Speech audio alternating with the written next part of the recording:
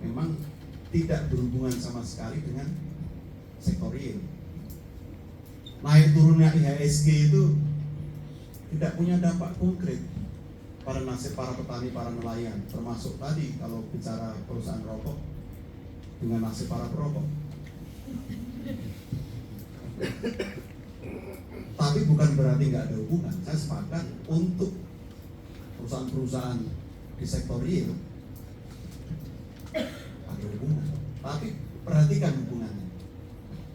Saham gudang garam Sampurna itu turun bukan karena laporan keuangan yang mengatakan omsetnya turun dan labanya turun, tapi karena pemerintah ada rencana menaikkan cukai rokok, misalnya gitu kan. Artinya respon lebih kepada sentimen dan kalkulasi di masa mendatang, ekspektasi di masa mendatang, bukan mencerminkan kinerja sektor real. Tadi terkonfirmasi di banyak hal. Tapi saya sepakat pasar modal itu sebenarnya mestinya menjadi representasi, karena itu adalah tempat untuk mencari tambahan modal dari masyarakat. Idealnya kinerja perusahaan berkorelasi positif dengan modal yang diperoleh dan sebaliknya.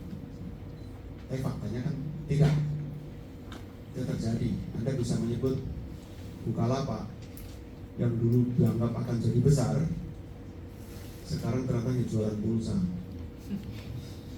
Contohnya seperti itu.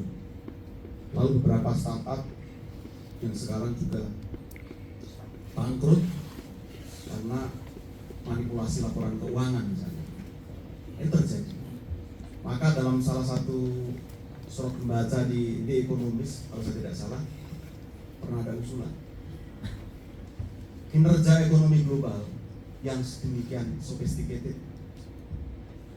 pasar modal, pasar uang yang luar biasa itu, perburuan rente yang luar biasa, itu hanya bisa dihentikan bukan dengan keputusan politik, tetapi dengan mencabut colokan listrik.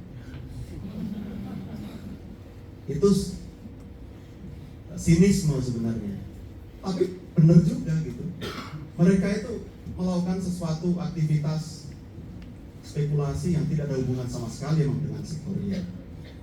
Tapi bukan berarti tidak berhubungan sama sekali. Tapi diskoneksi itu nyata dan mungkin dominan.